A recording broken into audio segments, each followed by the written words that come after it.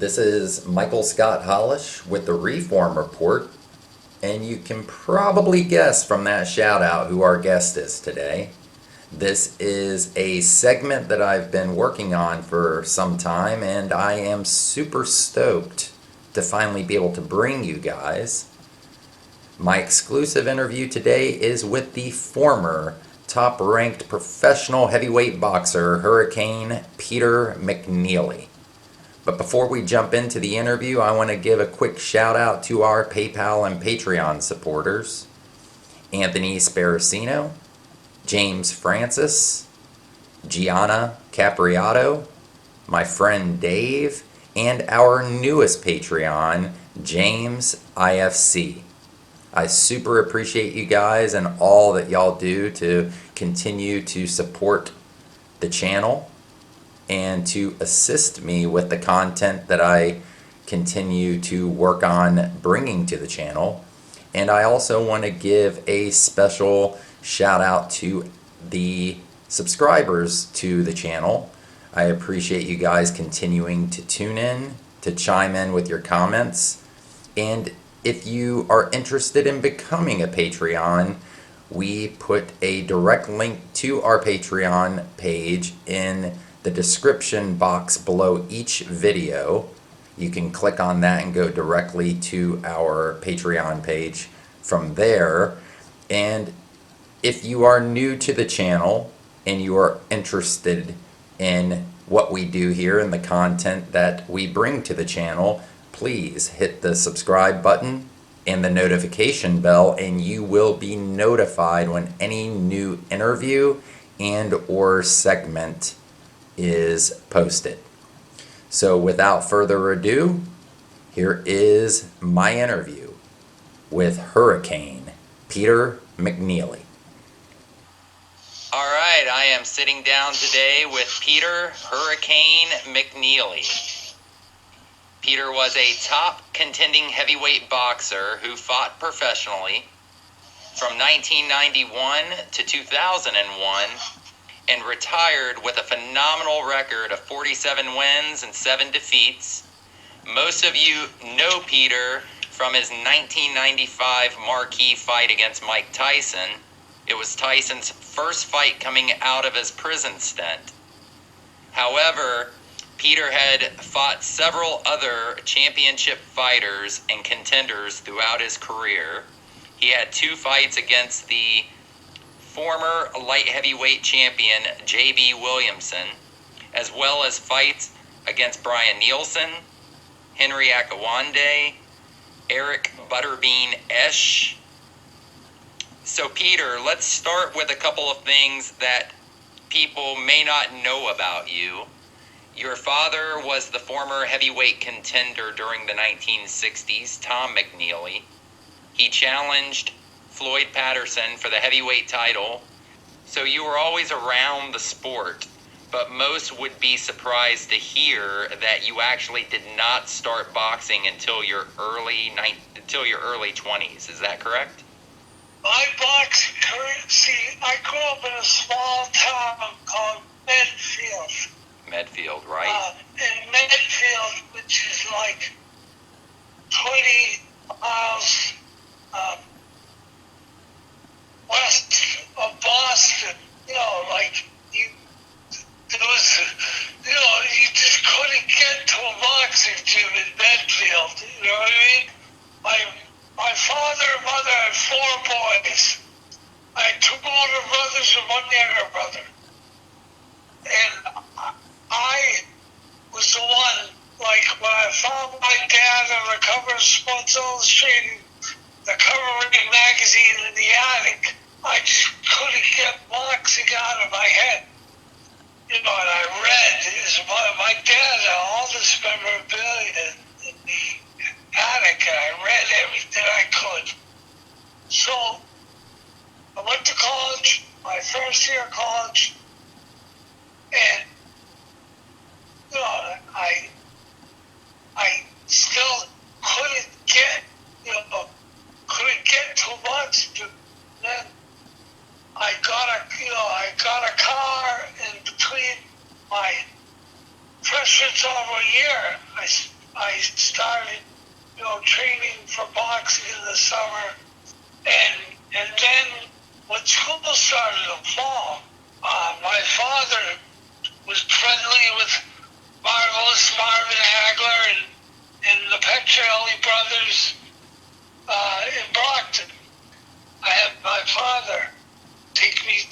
Jelly Jim in Brockton. And I sparred up, first night there. And this is old school. This is 1980s. This is September 1987. Right. And so my first night in that gym, I boxed a guy. His name was Gilbert Pierce Jr. We still talk today. Great guy. I sparred thousands of rounds with him. He fought Riddick Bowe in the Olympic Trials finals. Wow. Wow, that's impressive. This guy was the real deal.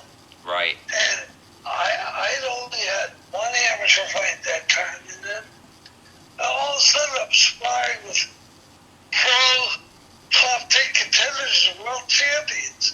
How long did you fight amateurly before you turned pro? Now, this is another one that's unheard of. I only had 21 amateur fights. Wow, so yeah, right. If you look at it, like Mike Tyson had 140 amateur fights. Right, yeah, a lot of guys usually do. Riddick Bowe, 225 amateur fights. Right. I had 21. Well, what's amazing about it is that you got such a late jump into the sport, and you had such a shortened amateur career, and how successful you were. But I also had like a short window of opportunity as far as age. Right. Absolutely. I won my first amateur fight when I was 19. It was giddy up, Absolutely. I saw and went through some experiences that like no other from the fight game. Right. Here's another one for you. My last pro fight. Now I took four of my last 7 pro fights. 4 of them were on 8 days' notice. I knew the Akawande fight was on short notice. That was in Tallahassee, Florida. That was on 9 days' notice.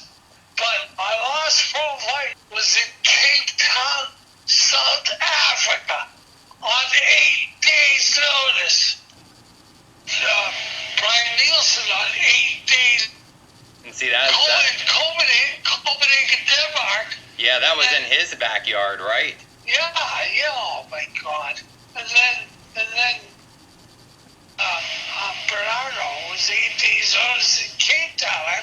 And that's the thing. It's like you get off of a flight like that, you already have jet lag. Now you have to reacclimate, Well, right. There's no time to reacclimate. I learned that word. Right. I learned that word the hard way, reacclimate. So the Tyson fight made you at that time one of the most talked about athletes in the world leading up to the fight. I know you were a guest on Leno on ESPN. It was like a media firestorm leading up to the fight. I was on Letterman, Leno, and Larry King live. Oh wow, that's cool. You were on Larry King. That's what. I was on Letterman, Leno, and Larry King live. Like obviously you had all of that leading up to the fight, but what was it like to finally step in the ring face to face with Mike Tyson? Well, I tell you, we were in Vegas from like a month before the fight. Uh-huh. So you're like, there was no question that I was ready as far as jet lag or time change. I was acclimated, that's for sure. Right. But what people don't know is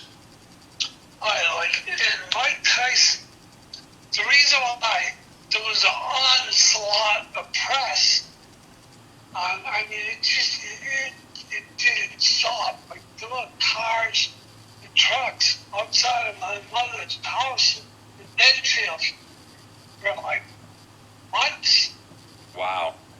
But now, going into the Tyson fight, I had said, I'm going right at it.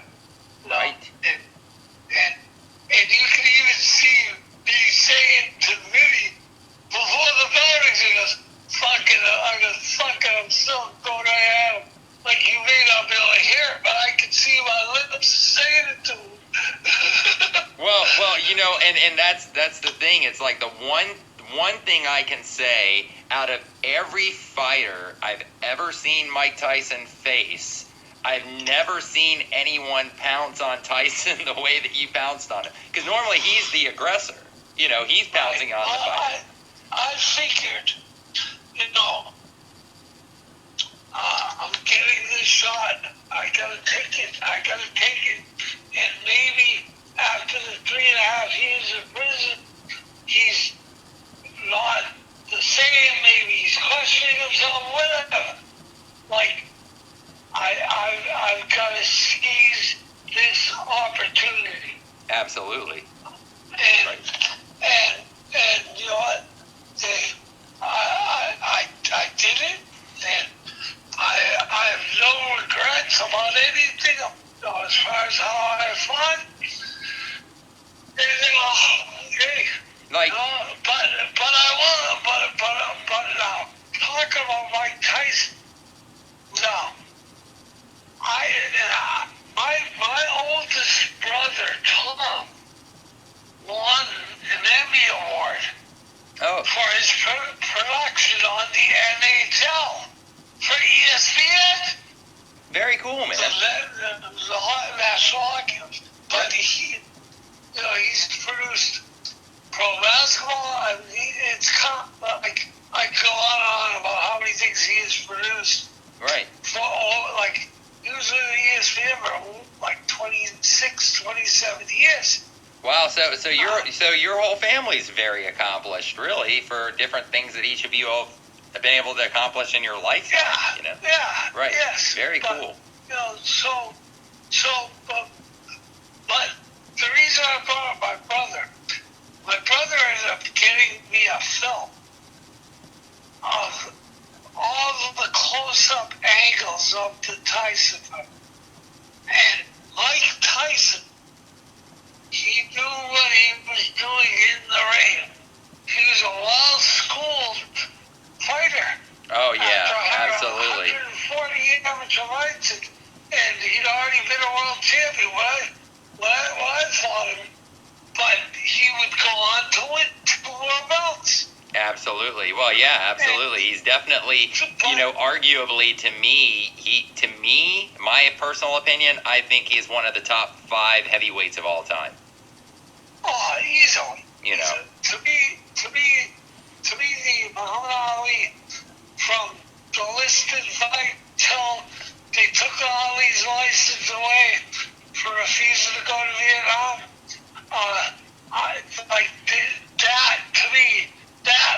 that Ali was the best heavyweight ever to me. Right. Speed and power. It was knocking guys out. Well, and look at the competition back then. I mean, he was fighting against multiple legendary fighters. I mean, that's the thing with Ali. You have to look. My father fought some of the guys that he fought. Absolutely, he did. Yes, he did. Doug Jones. Doug Jones was like looked at as like an awesome heavyweight fighter that just never put it over the top and won a title. Right. My father fought Oscar Bonavita. He fought your dad. Didn't your dad fight Thad Spencer too? Didn't he? My dad fought Thad Spencer too. Thad Spencer was in the tournament to figure out who the champ was going to be after Ali's sabbatical from the boxing. Absolutely. I looked at your dad's record, his resume of fights. He fought a lot of great fighters. Oh my God. Yeah, very impressive. My father came from an era where there were smaller gloves. Way 15 rounders. Yep. And there was no WBA, WBC, there were no belts. There was one champion, one. Right. And there were 10 real good, tough top 10 contenders. Well, one thing before we get too far away from it on the Tyson fight, looking back on it, do you agree with the decision of your corner to stop the fight? So wait, but again, Mike knew what he was doing. Like I think Mike at one point said, "No, after this, I'm getting this kid out of here." Because at the end, I watched that fight. You can only imagine how many times I've seen it now in 25 years. Right. But with those close-up angles. But when Mike Tyson got me at the end, and you don't see Mike Tyson go to his famous uppercut in the first round, number one. But when he got me, he had switched. He was a southpaw. Oh, interesting. I'll have to watch that. And you know what Vinny told me? My manager Vinny said he was paying you respect by doing that to you. You know, like in other words, he realized, hey, I gotta get this kid out of here. Right. He had 100. Coming out of prison, he had his contract with Showtime Championship Boxing and the MGM Grand equaled like $120 million. Hey, get this kid out of here.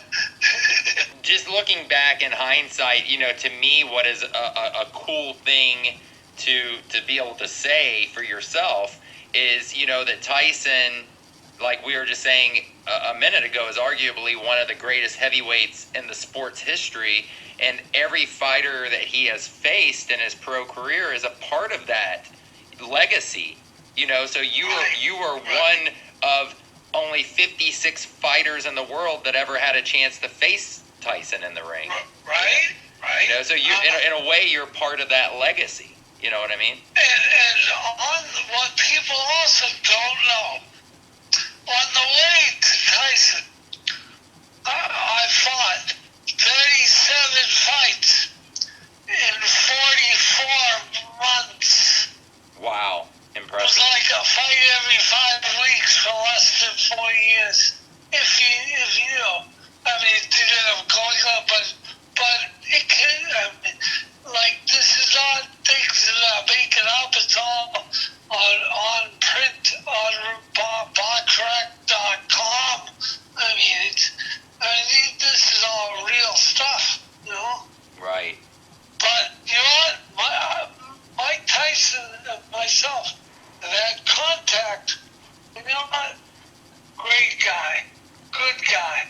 Right. I actually, I'll be honest with you. I watch his podcast that he does now. He's funny. Yeah, he's super funny. So I gotta ask you, with this. He called me. He got my phone number's been the same for like 14, 15 years. And he got my number from somebody in early 07. He called me. And we ended up talking for like 3 months. That's on all. and off 3 months. And So it's just like out of the blue, he just called you up? yeah, I gotta know that he was somewhere in Southern California, and it was either Southern California or Arizona, but whatever. He called me, and you know what? It didn't matter. See, the history repeated itself. Mike Tyson knows the fight game. He knows the history of it. Now, the man who taught Mike Tyson to box and was like a father figure to him, Customato. Right. Legend. Now, Customato took Floyd Patterson out of a boys' home, bred him to be a world champion. Right. Then Customato also managed another light heavyweight champion that my father fought, Jose Torres. So, and Mike Tyson knows all it. So the son, my father's son, me, ends up fighting decades later, fighting another Customato protege. Right. Wow. You know, that's very interesting to think about that. Yeah. Right. It's like in a boxing sense, history repeating itself. Right. Wow. I didn't even make those connections, but you're totally right. Yeah, Patterson was totally a Customato. Well, let me ask you this real quick. With this exhibition fight coming up between Mike Tyson and Roy Jones Jr., give my listeners the Peter McNeeley take on what you think that's going to be about. Well, you know what? Roy Jones was just all-around boxer in the 90s. I mean, in the 90s, you couldn't lay a glove on Roy Jones. Right. But, after he fought Tarver put him out like a cigarette. I mean, and he kept fighting. He kept fighting these guys that never would have, losing to these guys, that these guys never would have touched him in the 90s. These guys wouldn't have even been able to fight him, let alone lay a glove on him. And say what you want about Roy Jones Jr. Graham was like the greatest all-around boxer of the 90s. But there's no comparison between Roy Jones Jr. and Mike Tyson. I do know this. They're using 12-ounce gloves. It's an exhibition. It's not a real fight. It's not a real fight with real gloves. And the rules of this exhibition were listed over social media.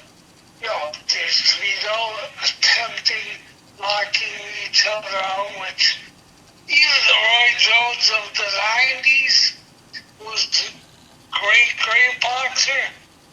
Even the Roy Jones back then couldn't knock out a Mike Tyson today. He just simply couldn't generate enough power to knock Tyson out. I see Mike Tyson for the last 5-6 months. Looks like $1,000,000 as far as his conditioning. Yes. He looks great. And he For a 54-year-old guy.